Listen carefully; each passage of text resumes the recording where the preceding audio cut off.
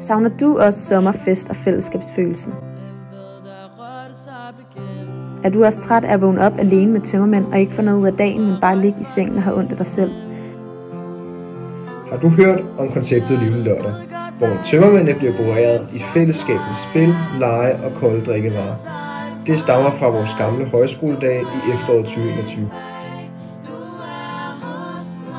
Men nu vil vi gerne dele konceptet med alle jer andre. Så derfor bør I sikre jer, at Camp Livlig kommer til at ligge i sætning til jer, så vi spreder god stemning hele ugen, og vil invitere til eventet Livlig Lørdag den 6. juli kl. 12. Vi sørger for sjove spil, kolde drikke og efterfølgende oprydning. Og vi håber, at I vil være med til at sørge for fællesskabet og bidrage til den livlige stemning.